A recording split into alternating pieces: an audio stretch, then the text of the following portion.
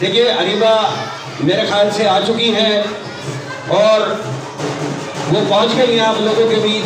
मेरी आपसे गुजारिश है कि अब आप तशरीफ ले आए और अरीबा को सुनेंगे इंशाल्लाह।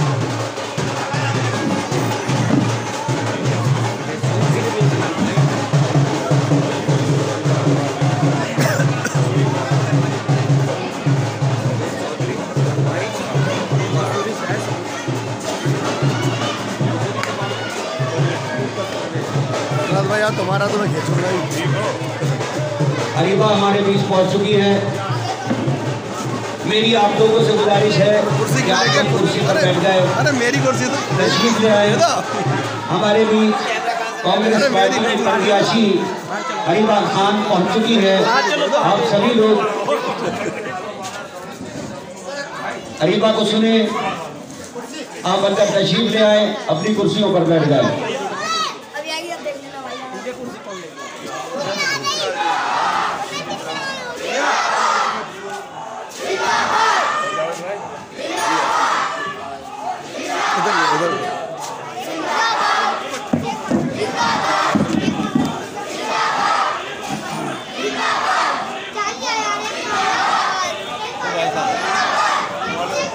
वार्ड नंबर 188 की प्रत्याशी कांग्रेस पार्टी की अरीबा खान आप लोगों के बीच में मौजूद है। मेरी आपसे गुजारिश है कि आप लोग कुर्सियों पर बैठ जाएं, अपनी अपनी जगह पर बैठ जाएं।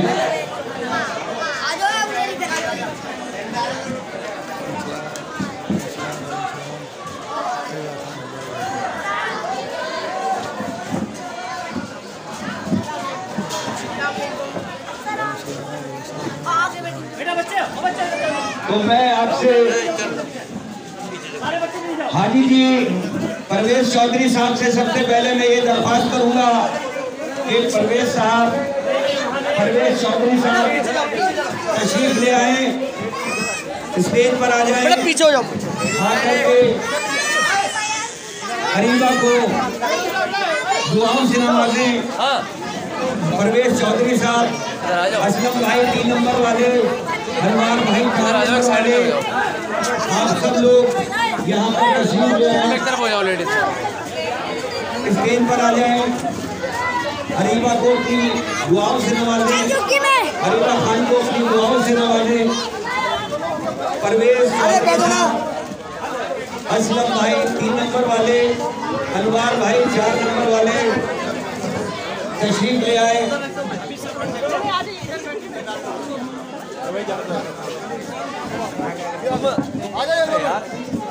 इन्हें तो पीछे निकाल दो, पीछे निकाल दो। अनवार भाई हमारे बीच मौजूद हैं।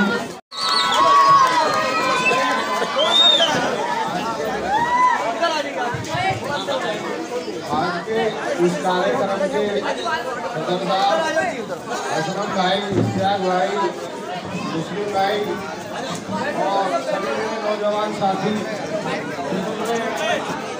भाई, मैं एक आपसे रिक्वेस्ट करूँगा कि 1 मिनट के लिए कैमरा थोड़ा सा पीछे कर लें प्लीज। बुरा ना मानना मेरी बात को, थोड़ा सा बंद कर लो। साथियों, मैं आपके बीच में जो मेरा आने का आज एक मकसद है, भाई एक बार सुन लो 1 मिनट। आज मेरा जो आपके बीच में आने का एक मकसद है वो ये है कि आपको यहाँ की साइन बाग की एक जनता को एक ऐसे प्रत्याशी की, एक ऐसे नेता की जरूरत है जो जनता की आवाज़ उठा सके। और यहाँ मैंने काफ़ी सारे लोग देखे और मैं काफ़ी सारे लोगों को जानता भी हूँ, लेकिन जो मैंने खूबी देखी वो मैंने अपनी प्यारी बहन अरीबा में देखी। और इसी बात को लेकर मैं आपके बीच में आया हूँ और बहुत सारी जगह में गया भी। आपके यहाँ सबसे बड़ी समस्या कूड़े की होती है, उसको कोई लोग चुनाव में आते हैं, बहकाते हैं, उसको कैश करके ले जाते हैं, लेकिन समस्या का निस्तारण किसी ने आज तक नहीं किया। और बहुत सारे आपके बीच में ऐसे काम है जो कि होने हैं, और एक मजबूत प्रत्याशी का होना आपके बीच में वो बहुत जरूरी है। जो मैंने देखा वो अरीबा महल में देखा, जो कि आपके यहाँ बुलडोजर चलने आता है तो आसिफ भाई सबसे बड़ी आवाज़ उठकर और यहाँ से पूरे में आवाज़ उठाने का काम आसिफ भाई करते हैं, उनके अलावा कोई नहीं करता। चुनाव चुनाव के टाइम में जो लोग आएंगे वो आपको बहकाएंगे, बरगलाएंगे, लेकिन जब आपके काम का समय आएगा तो वो लोग फोन बंद करके कहीं 5 स्टार होटल में लेटने का काम करेंगे, कहीं दुबई में जाने का काम करेंगे, और किसी से न डरने की जरूरत, न किसी के बहकावे में आने की जरूरत। और जो ये पंजे का निशान है, हाथ का निशान है, और मैं आपको विश्वास दिलाना चाह रहा हूँ कि देश में पहले नंबर पे 24वें पार्टी बनने जा रही है। ये आप मेरे यकीन के साथ करने जा रहे हैं।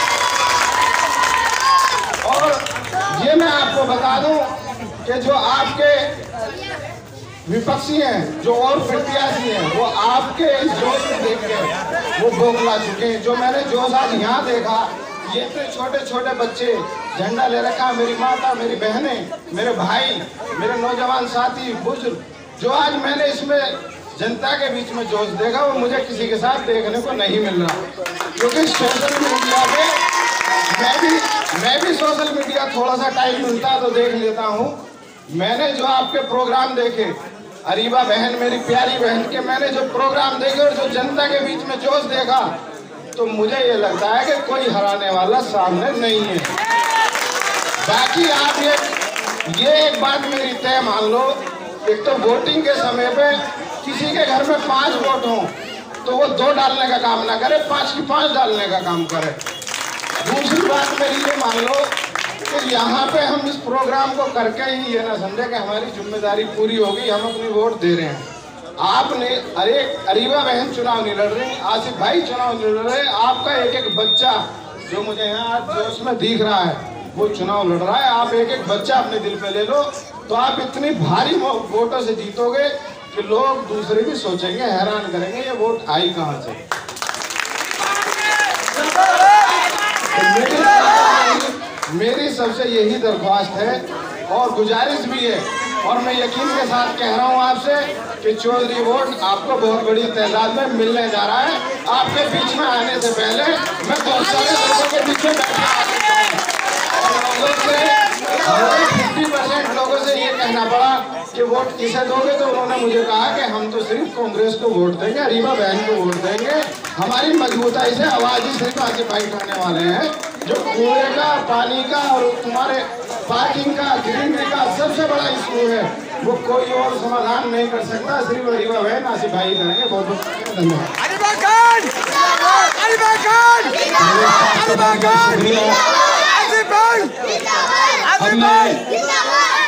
अनवार भाई से चाहूंगा कि वो अरीबा को फूल देकर उनका स्वागत करें। हाजी अनवार साहब, जोरदार तालियों से स्वागत अनवार भाई के लिए। अब मैं असलम भाई से चाहूंगा कि वो फूलों से अरीबा का स्वागत करें। असलम भाई, जोरदार तालियां असलम भाई के लिए। परवेश चौधरी साहब जो कि अभी आपसे मुखातिब थे, मैं चाहूंगा कि वो भी फूलों से स्वागत करें अरीबा। एहसान भाई से मैं चाहूंगा कि वो भी फूलों से स्वागत करें। जी जी। अतूफा मेरी बेटी, मैं चाहूंगा कि हमारे बच्ची, देखिए ये तो यंगस्टर का इलेक्शन है, आजकल महिलाओं का इलेक्शन है, बच्चियों का इलेक्शन है। इंशाअल्लाह मुझे पूरी उम्मीद है कि ये सब बच्चियां कंधे से कंधा मिलाकर चलेंगी और इस बार एक इतिहास रचेंगी इस कला में इंशाअल्लाह। अल्फिया मेरी बच्ची, फूलों से स्वागत करें अल्फिया का बहुत बहुत शुक्रिया। शानी से मैं चाहूंगा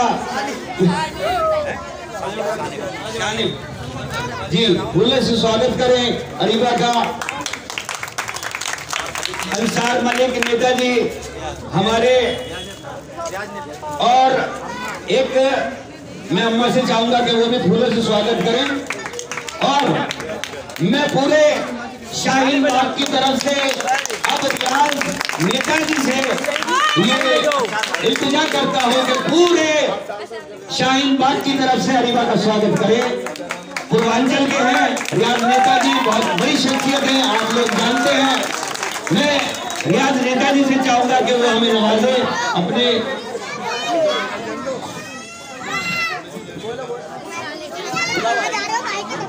बोलिए हेलो हेलो, मैं बिहार से हूँ, शाहीन बाग में 32 साल से रहा हूँ। मेरा नाम रियाज लेता है। मैं बिहार पूर्वांचल का सपोर्ट अबीबा खान को दिलों से मैं उनका समर्थन करता हूँ। और मेरी तबीयत खराब है कि मेरा जो दामाद हॉस्पिटल में है उसका ऑपरेशन होना है, इसीलिए मैं थोड़ा सा ज़्यादा भाषण में नहीं दे पाऊँ। इस बच्ची के साथ दुआ दवा सब हम दुआ देते हैं। रियाज नेता साहब का जो शाहीन बाग से है, मैं बहुत बहुत शुक्रिया अदा करता हूँ। उन्होंने अरीबा को अपने आशीर्वाद से नवाजा। मैं खड़ा ही हूँ जब भी ये अब मैं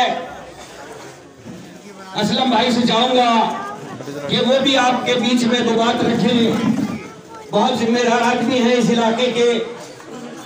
असलम भाई के वालिद साहब से असल में हमारी तो दोस्ती रही है, उनके हम दोस्त थे, बुजुर्ग थे।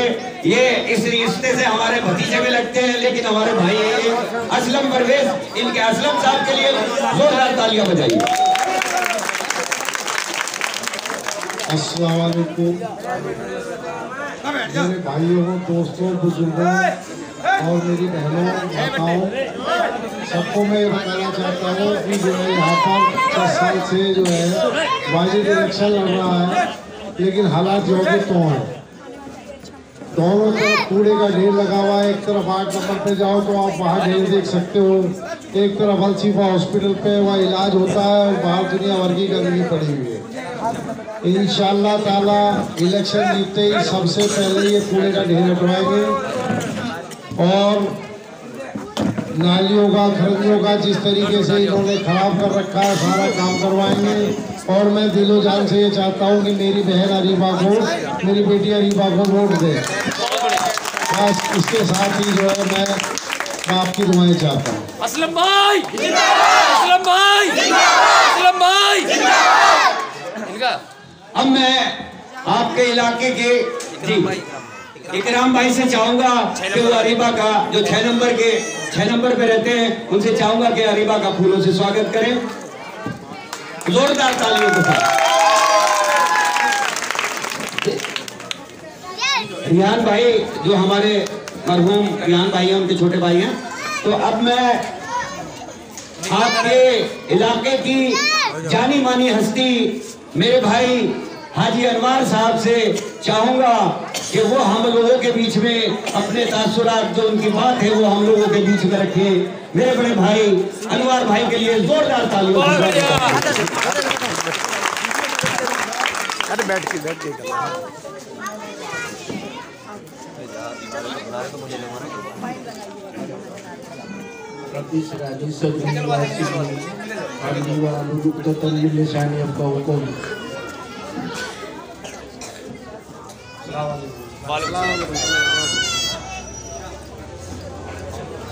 मेरे भाई, बुजुर्गों, दोस्तों, मेरी बहनों और मेरी माताओं को माँ को भी जितना भी बोलना आता है कैसा भी आता है स्वीकार कर लेना। हमारा कहने का मतलब यह है कि इलाके के लिए चाहे वाजिद भाई हों,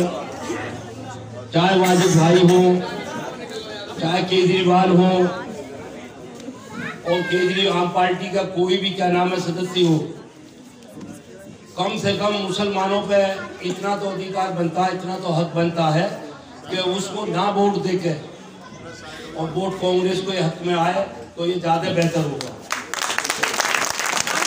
तो जब मरकज में जब ताला लगा था तो ताला लगवाने वाला केजरीवाल था।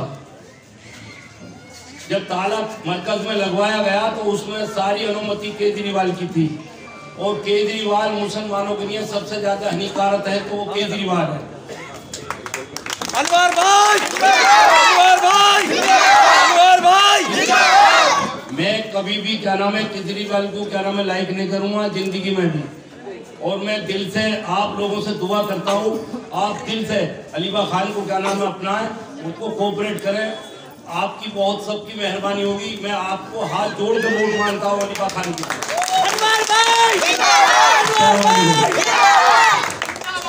अभी आपने अनवर भाई को उनके ख्यालात आपने सुने। पूरे दिलो जान से अनवर भाई चाहते हैं और इलाके के लोग भी यही चाहते हैं कि अरीबा ज्यादा से ज्यादा वोटों से जीत कर आए। अब मैं प्यारी प्यारी सी हमारी गुड़िया उनसे रिक्वेस्ट करता हूँ कि वो भी अपनी बात आप लोगों के बीच में रखें। गुड़िया, अस्सलाम वालेकुम। मैं यहाँ पर शाहीन बाग में पूरे ओखला में मुझे गुड़िया बाजी के नाम से जानते हैं। मैं एक सोशल एक्टिविस्ट हूँ और जबकि हम किसी भी पार्टी से रिलेटेड नहीं हैं, मैं अरीबा खान के नाम जो खड़ी हुई हूँ आज, उसका एक रीज़न है और रीज़न ये है कि 5 साल से हम गंदगी के ढेर पे बैठे हुए हैं। हम आपसे ये नहीं कहेंगे कि वोट हमें दो, लेकिन अगर आप नहीं चाहते हो गंदगी में बैठना, 5 साल तक जो हमने झेला है अलशिफा के कूड़े को, 8 नंबर के कूड़े को, उसका आप बताइए वो कौन हटा सकता है? हमारे पास अरीबा खान जैसी एक लड़की आएगी जो बोलने में माशाल्लाह से हाई क्वालिफाइड है। इस लड़की की हमें बहुत ज़्यादा जरूरत है और खास तौर से कूड़े का वो काउंसिलर का इलेक्शन जो होता है वो एक कूड़े के ऊपर होता है।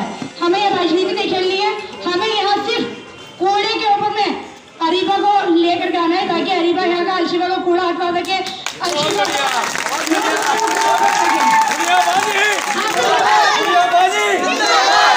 बेटा मेरी बात सारी ध्यान से सुनो।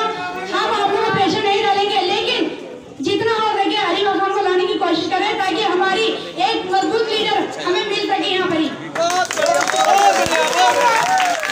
क्योंकि देखिए वक्त बहुत कम है और यहाँ बोलने वाले लोग बहुत ज्यादा हैं, मैं आपसे सिर्फ मुद्दों की बात करना चाहूंगा, सिर्फ मुद्दों पे आपसे पूछना चाहता हूँ। देखिए पिछले 5 सालों से आप मुझे ईमानदारी से बताइएगा, मैं कोई भाषण नहीं दे रहा हूँ, आपसे बात कर रहा हूँ, एक बात कर रहा हूँ और उस बात का आप मुझे जवाब देंगे। पिछले 5 सालों से यहाँ पर काउंसिलर आम आदमी पार्टी का था, क्या आप उसके कामों से मुतमईन हैं?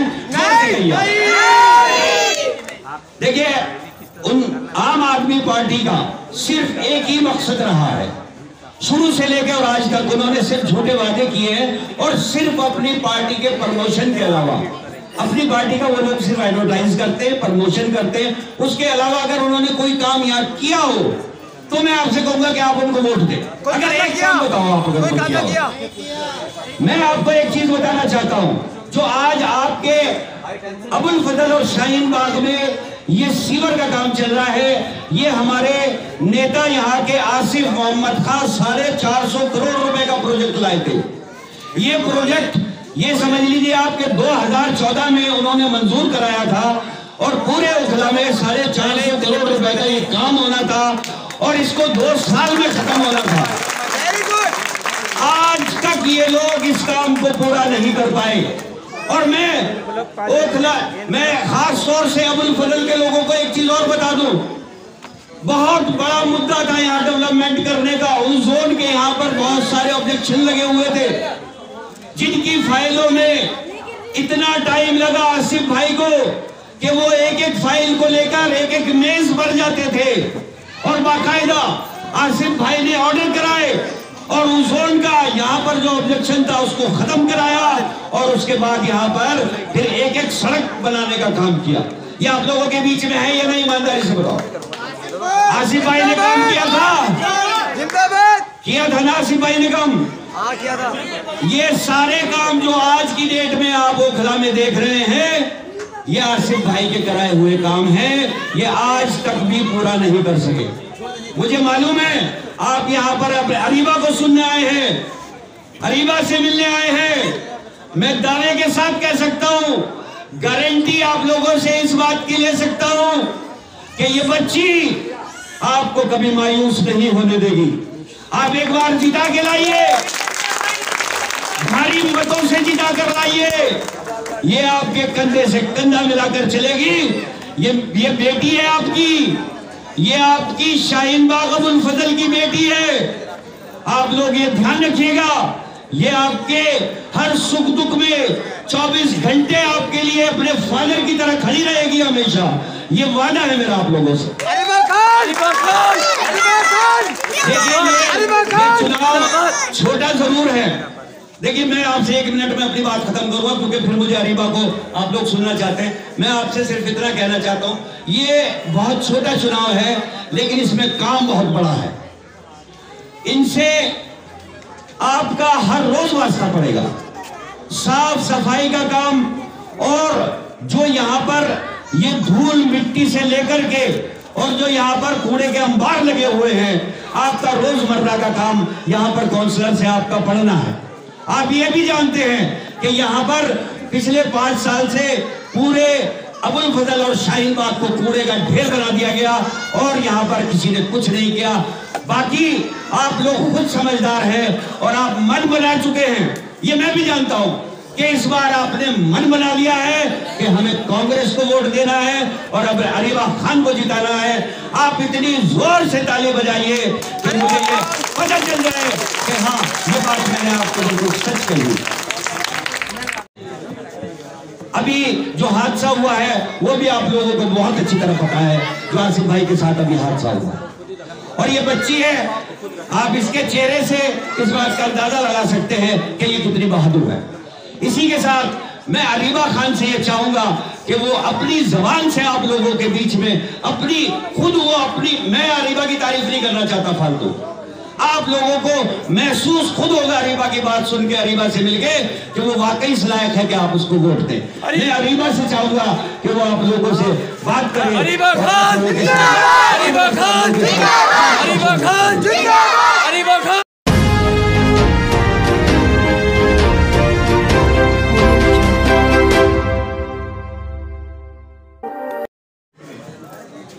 अस्सलाम वालेकुम सभी लोगों को। सबसे पहले मैं सभी लोगों का शुक्रिया अदा करना चाहती हूँ। आप सबने अपना कीमती वक्त निकाला और सब लोग यहाँ इकट्ठा हुए, यहाँ मौजूद हुए मेरी बात सुनने के लिए, मेरी आवाज़ सुनने के लिए। बहुत बहुत शुक्रिया आप सभी लोगों का। देखिए, मैं शुरुआत इस बात से करूँगी, इस इलाके के हालात से आप सभी लोग वाकिफ हैं। पिछले कुछ सालों में किस कदर इस इलाके को बद से बदतरीन हालात में ला दिया गया है। जो ये नुमाइंदे आके बैठे थे, उन्होंने यहाँ आके कोई काम नहीं करा है।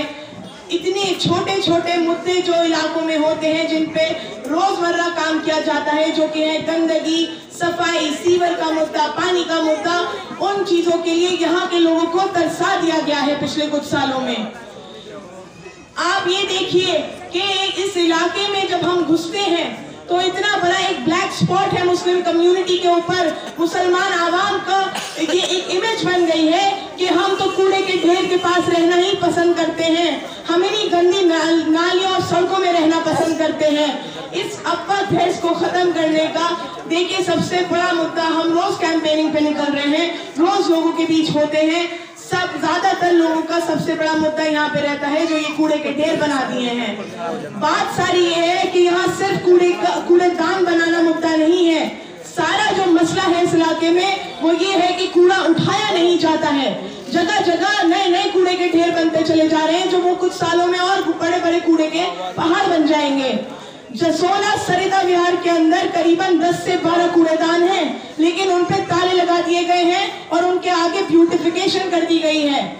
ये बाकी वार्ड्स का जो कूड़ा है वो लाके यहाँ डंप किया जाता है। किसकी जिम्मेदारी बनती है कि इस पे रोक लगाई जाए? किसकी जिम्मेदारी बनती थी? यहाँ के नुमाइंदों की, यहाँ के एडमिनिस्ट्रेशन की, यहाँ की अथॉरिटीज की। लेकिन ये काम क्यों नहीं हो पाए? इसी तरह के और भी काम थे जो कुछ सालों में नहीं हो पाए। और देखिए, बात वही आ जाती है कि जिसे काम करना होता है वो काम करता है और जिसे नहीं करना होता है वो 100 बहाने बनाता है। काउंसलर आपका बेटा है, एमएलए आपका बेटा है, सीएम आपका बेटा है, लेकिन तब भी इस इलाके में कोई काम नहीं कराया गया है। क्या दिल्ली के और इलाकों में काम नहीं हुआ है? क्या सिर्फ माइनॉरिटी इलाकों में ये हाल क्यों है? जहां मुसलमान आवाम रहती है उन्हीं इलाकों का ये हाल क्यों है? आप सब लोग समझदार हैं किस तरह ये आम आदमी पार्टी की एक हवा चली थी, गुमराही की हवा चली थी, लोगों को गुमराह कर दिया गया। लोग मासूम थे, उस वक्त नहीं समझ पाए किस तरह से लोगों को गुमराह किया गया। हमारे जो यहाँ के नुमाइंदे हैं उन्हें शर्म नहीं आती, केजरीवाल जी का नाम लेके वोट मांगते हैं। ये वही केजरीवाल जी हैं जब हमारी माँ बहनें CNRC के प्रोटेस्ट में दिन रात बैठी थी, सर्द रातों में वहां बैठी रहती थी, उसी वक्त इनके जो लीडर हैं केजरीवाल जी, वो उन्होंने ये कहा था कि दिल्ली पुलिस मेरे अंडर कर दो, मैं ये पूरा प्रोटेस्ट हटवा दूंगा यहाँ से। ये वही केजरीवाल जी हैं जिन्होंने कोविड के वक्त दिल्ली में ये कहा था कि दिल्ली का बुरा हाल मरकज की वजह से हुआ है। मौलाना साद साहब जैसी अजीम शख्सियत को किस तरह इन्होंने परेशान किया, बदनाम किया, उनके खिलाफ FIR करवा दी गई। जब टीवी पे कोविड के केसेस आते थे दिल्ली के, तो मरकज के केस अलग से दिखाए जाते थे पूरी। और इनके अल्फाज ये भी थे, आप शायद जाके घर अपने इंटरव्यू देखिएगा पुराना, इन्होंने ये कहा था कि ना गुरुद्वारे की वजह से, ना मंदिर की वजह से, ये सिर्फ मरकज की वजह से फैला है दिल्ली में कोविड। इन्होंने ही जब दिल्ली में दंगे हुए थे, ताहिर हुसैन साहब को बिना गिल्टी प्रूव हुए, आज तक वो गिल्टी प्रूव नहीं हुए हैं और उन्हें फौरनी तौर पर पार्टी से निकाल दिया गया। और जब मनीष सिसोदिया पे ED का केस चला, तब इन्होंने कहा कि इन्हें भगत सिंह का दर्जा दिया जाए। ये किस किस्म की मुनाफिकत है, ये किस किस्म की हिपोक्रेसी है। आप सब लोगों के सामने इनकी रेडिकल आइडियोलॉजी सामने आ चुकी है, ये किस तरह की सोच रखते हैं ये सामने आ चुका है। आप सब समझदार हैं। देखिए, मैं फिर वही कहूंगी, मौका देना सबको जरूरी होता है। बहुत अच्छा हुआ कि आम आदमी पार्टी को मौका दिया गया, वरना इनकी असलियतें सामने नहीं आती और ये इसी तरह गुमराह करते रहते सब लोगों को।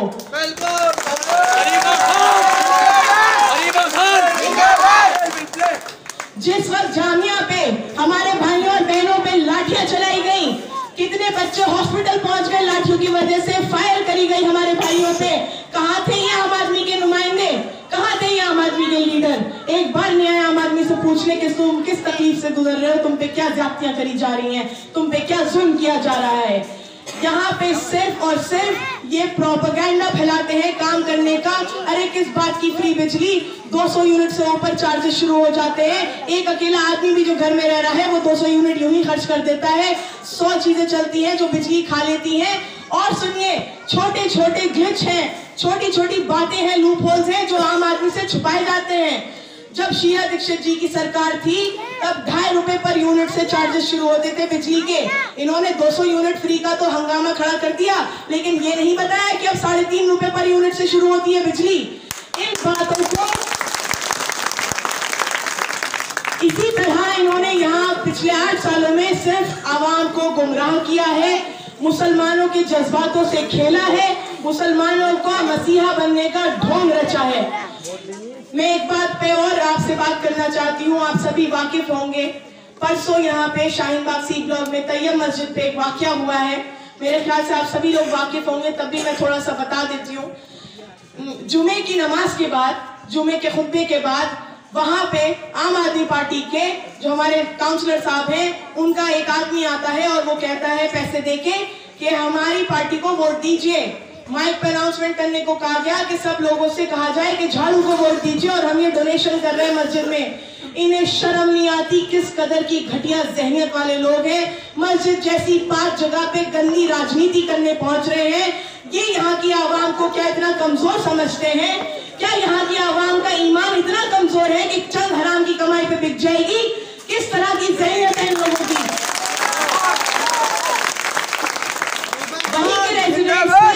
वहीं के रेजिडेंट्स ने जब इस बात पे हंगामा खड़ा किया कि ये गलत बात है, ये खुल्लम खुल्ला इस तरह से वोट खरीदने की कोशिश नहीं करी जा सकती, तब हमारे वालिद साहब को वहां बुलाया गया कि आप आके यहाँ आवाज उठाइए इनके खिलाफ।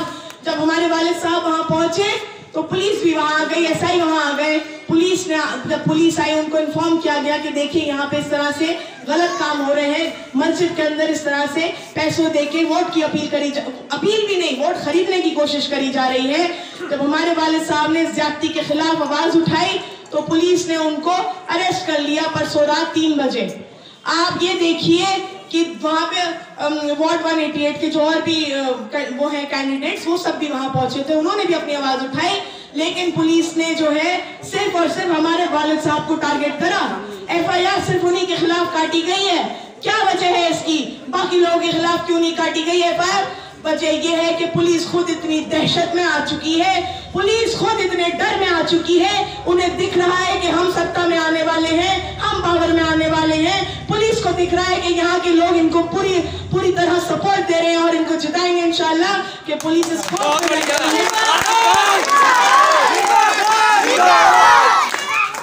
पुलिस को ये खौफ चढ़ चुका है कि ये लोग सत्ता में आ गए तो यहाँ पुलिस के द्वारा करी गई जो ज्यादतियां हैं, जो जुल्म किए जा रहे हैं यहाँ के लोगों पे, दुकानदारों पे, ठेले वालों पे, आम आदमी पे, कोई समरसेबल नहीं करा सकता अपने घर के बाहर 25-30 हजार रुपए दिए बिना, दुकानदारों से हफ्ता ऐठा जाता है।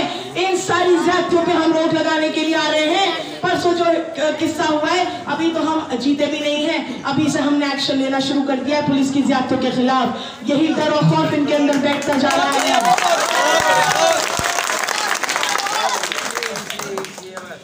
और आप ये देखिए कि एक आप खौफ का आलम ये देखिए पुलिस का कि एक इंसान को अरेस्ट करने के लिए 70 पुलिस वाले हमारे घर में घुसे हैं परसों रात। किस कदर डरी हुई है पुलिस कि एक आदमी का कितना बड़ा खौफ है उस पे कि 70 लोग आए एक आदमी को पकड़ने के लिए। और यहाँ के जो नुमाइंदे हैं जिन्होंने इतनी घटिया हरकत करी है परसों, आप उनकी बौखलाहट का आलम देखिए कि उन्हें अपनी जमानत जब्त होती दिखाई दे